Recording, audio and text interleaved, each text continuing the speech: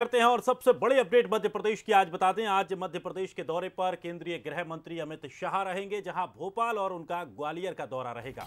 BJP कार्य समिति की बैठक में शामिल होंगे तो शिवराज सरकार का रिपोर्ट कार्ड भी जारी किया जाएगा। सीएम शिवराज, मंत्री शिव प्रकाश इसमें शामिल होंगे। विधानसभा चुनाव की रणनीति पर मंथन किया जाएगा।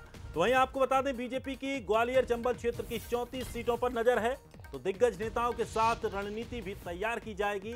साथ ही सदस्यता संपर्क अभियान में भी केंद्रीय गृह मंत्री अमित शाह शामिल होने वाले हैं। तो आज मध्य प्रदेश में एक बार फिर से गृह मंत्री अमित शाह का दौरा रहेगा, जहां भोपाल और ग्वालियर के दौरे पर आज अमित शाह रहेंगे। बीजेपी कार्य समिति की बैठक में शामिल होंगे। सीएम शिवराज की सरकार का रिपोर्ट कार्ड भी जारी करेंगे। तो सीएम शिवराज, मंत्री शिव प्रकाश इसमें शामिल होंगे। इसके अलावा विधानसभा चुनाव की रणनीति पर मंथन किया जाएगा। बैठक में हमारे नेता भारत सरकार के गृह मंत्री अमित शाह जी मार्गदर्शन देने वाले हैं। इस बैठक में एक राजनीतिक प्रस्ताव भी पास होगा और राजनीतिक प्रस्ताव पर चर्चा भी होगी। ये बैठक निश्चित रूप से चुनाव की बेला में हो रही है, इसलिए ऐतिहासिक भी है, महत्वपूर्ण भी है और रणनीति परक भी है। चुनाव विधानसभा का सामने है, इसलिए चुनाव की दृष्टि से भी इस बैठक में जो चर्चाएं होंगी उनका बहुत महत्व रहेगा। भारतीय जनता पार्टी की प्रदेश कार्य समिति ग्वालियर में हो रही है और प्रदेश की कार्य समिति से कई तरह के मैसेज भी दिखाई देंगे। सरकार रिपोर्ट कार्ड भी प्रस्तुत कर रही और मालवा से लेकर तमाम जगह इस समय कैलाश विजयवर्गीय जी बहुत सक्रिय नजर आ रहे हैं। भारतीय जनता पार्टी के राष्ट्रीय महासचिव है सर, बहुत सक्रियता दिखाई दे रही है। जरूरत भी है इस बात की, जिस मुहिम को लेकर आप आगे बढ़े, कहाँ तक पहुंचे उसमें? 2/3 बहुमत से सरकार बनेगी। एक बार फिर से भारतीय जनता पार्टी मध्य प्रदेश में अपना परचम लहराएगी और मुझे कोई आश्चर्य नहीं होगा कि कांग्रेस 70 पर ही सिमट जाए।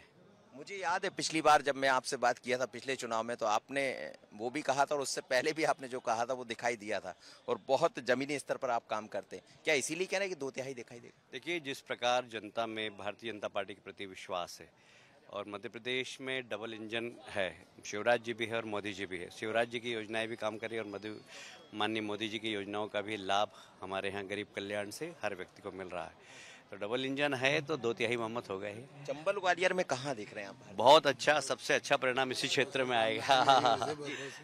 ठीक है, सबसे अच्छा चंबल ग्वालियर में आएगा इसकी 100%, क्योंकि कांग्रेस के एक ही बड़े नेता थे सिंधिया जी, वो हमारे साथ है। अब ग्वालियर संभाग में कांग्रेस का नेता ही कौन है? मोदी के मन का मध्य प्रदेश, ये जगह जगह पोस्टर लगे, तो क्या मोदी के मन से ही आगे बढ़ रहे हैं 2023? 100% मोदी जी का आशीर्वाद तो है ही, हर कदम पे आशीर्वाद है।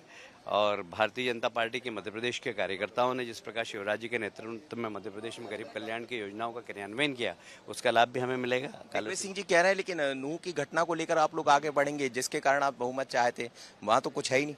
दिग्विजय सिंह जी का विश्वास विकास पे नहीं है, तुष्टिकरण पे है। हमेशा उन्होंने तुष्टिकरण की राजनीति की है। वो आतंकवादियों को जी बोलते हैं, वो धर्मांतरण करने वालों को शांतिदूत बोलते हैं।